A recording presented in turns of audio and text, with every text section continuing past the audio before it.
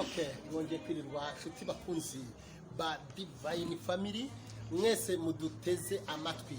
Muri aka kanya rero ndi kumwe n'abakozi b'Imana bakomeye cyane hano muri iki gihugu cy'Ubugande. Ndi kumwe na Apostle Peter wongeye kwirirwa. Wiriwe neza. Okay, ndanezerewe uyu munsi kuba ndahanga itorero ryitwa nguki. Blessing Miracles Ministry International. Yes, Blessing Miracles Ministries International. Yes, turanezerewe. Okay, imigisha n'ibitangaza ku isi yose. Abakurikiye Divine Family TV mbabwira ngo imigisha n'ibitangaza ku isi yose bibagereho. Aho uri haba ari muri Amerika, Asia ndetse ni Burayi. Uyo ni prophet wa Apostle Peter. Okay. Itorero rikaba riba ahangaha Zana. Hanyuma itorero riri hano Zana, dufiteho itorero tukaba dufite n'irindi torero twaguze urusengero Nazana rwubatse rurangiye nta kibazo. Okay, Apostle muri aka kanya naje ahangaha mu birori by'ubukwe cyangwa se by'umukozi w'Imana Joshua. Ibi birori ko nabonye wagira ngo ntago hari muri COVID-19 mwabiteguye mute? Kimwe cyo nuko twakurikije amategeko ategekwa n'abagenga iby'ubuzima, tugakurikiza amategeko y'igihugu. So kubw'imyitwarire myiza dufite muri iki gihugu nicyo cyatumye batwemerera gukora ibirori muri COVID-19, ko tubana n'abantu neza kandi tugerageza gucira bugufi ubuyobozi, tukubaha icyo ubuyobozi butegeka, kuko nta buhamya buri batuziho iyo tugeze kwasaba ibyangombwa bitandukanye. Yes. Ubu bukwe mbonye buri mu bukwe bwiza cyane, mu makwe ashobora kuba abaye muri ibi bihe. Hanyuma harimo intore, harimo kurya, harimo kunywa, ibintu byose byari okay. Mwabiteguye ntabwo byabahenze? Ubukwe bwose ntabwo burahenda. Ubukwe burahenda, icyo bita ubukwe ntabwo biba byoroshye. Ubukwe utangira harimo gukwa, byinshi bigiye bikenewe. Ubwose ubukwe burahenze urabyumva nawe, ariko twasenze Imana idufata kuboko ko nishobora byose. Imana yabidufashijemo, tubana n'abantu, dufite inshuti zagaranye natwe muri iki gihugu, cyane cyane ko bwari bw'umukozi w'Imana nawe ubaha Imana wakoranye n'abantu. Niyo mpamvu twahagurukiye hamwe twese kugira ngo ubukwe tubukore buse neza. Okay, Apostle Jean Baptiste wigishije muri ubu bukwe ibintu byari okay kubera ko Apostle Peter yes, wigishije mu bukwe ibintu byari byiza rwose ku buryo abantu babashije kunyurwa. Hanyuma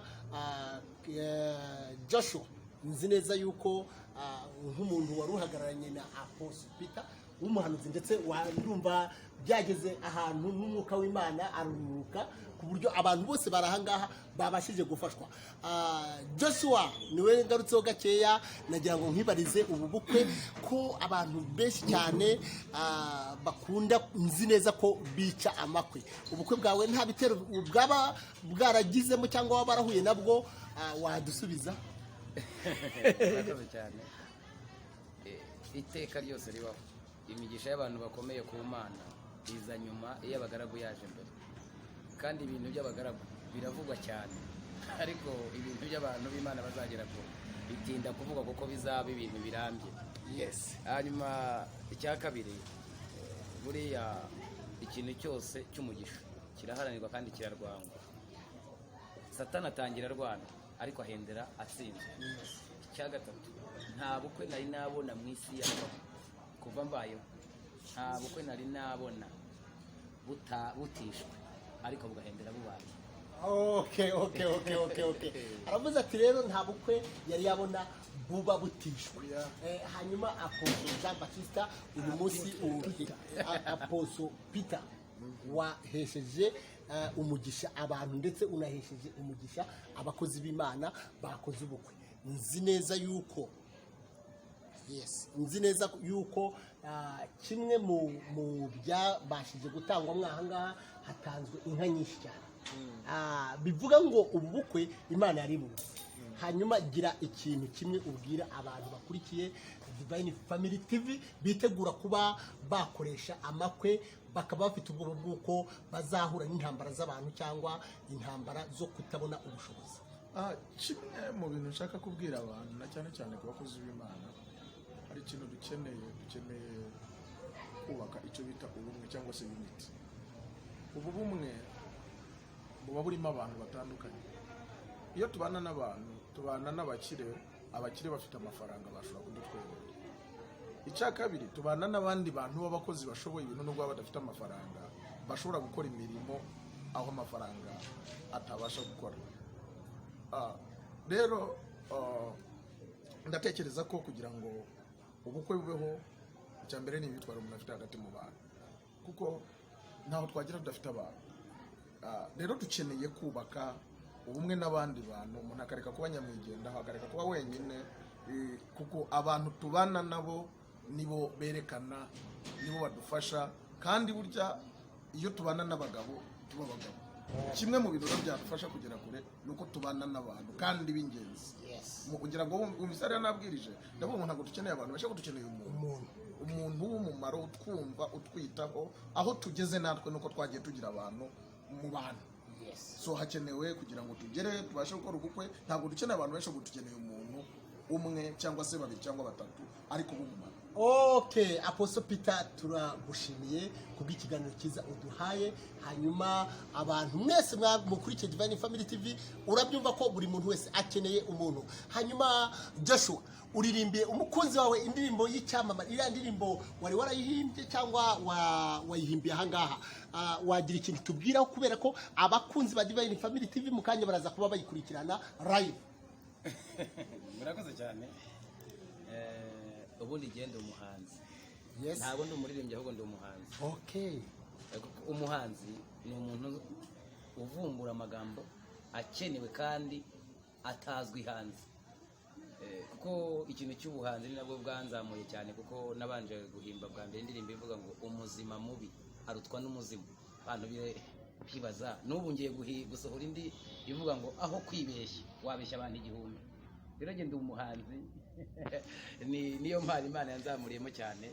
Iyi ndirimbo rero ikintu cyose ngezemo, iyo numva umutima wanjye wishimye mpita mpimba indirimbo. Ntabwo nari kubona umukobwa w'amata wabonye ngo ndeke kumuririmbira. Okay, yes, Joshua rero Imana iguhereze umugisha mwinshi cyane na Apostle Peter.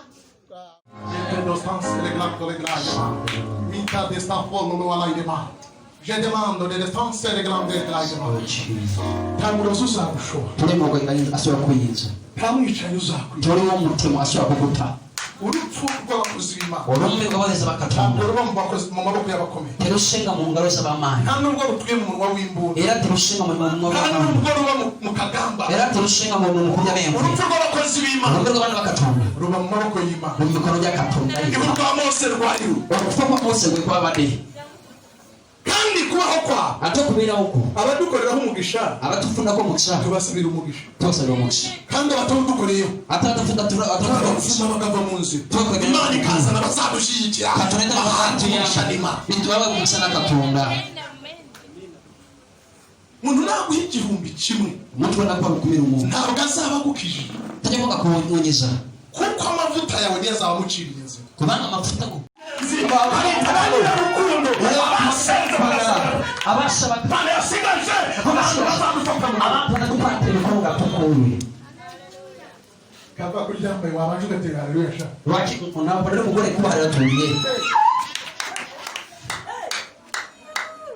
yakoze imirimo ntari gukora, yewe umwana w'umuntu ntari gushobora. Yakoze imirimo ntari gukora, yewe umwana w'umuntu ntari gushobora. Imirimo ntari gukora, urantangaza Yesu we, urantangaza. Ukora umuntu uvuze ukamunyanga, ukamugarabya ukamusiga ukanamwandika, ukamujyana mu rugo iwabo ukamuha akazi. Haleluya!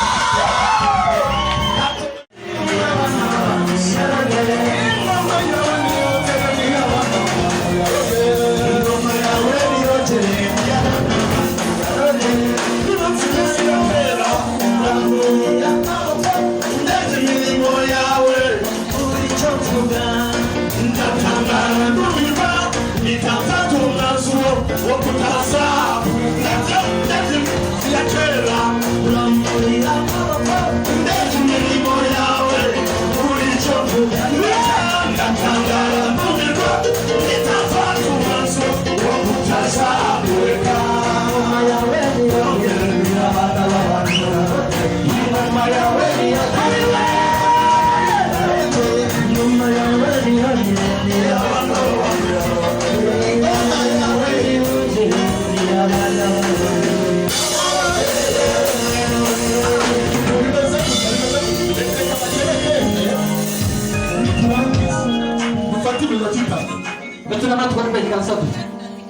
turangiza dufate iminota 3 tukazire n'abakozi ya kwatira tukazine bw'umukozi celebrating kuba kandi tukivuna n'amaguru tukivuna n'amaboko tukivuna n'amaso tukivuna tukibwire ngo sitani ceceka cyane shirika izina rya Yesu. Aha, reka dukore umuhango n'ubundi bakozi b'Imana baze baguyobore Pastor Christine Simanyi ko wateguye Justin utuyobore mu buryo bwo abatukurembere ya Pastor Justin. aha byo byose ko bimwe mu mikorere y'ako turabakiriye muhaguruke tubaniriza ubundi murabona ko barasa neza ariko no muri kw'Imana Joshua uraberewe turaza kubagarira hano hari abantu baraza mu kabiri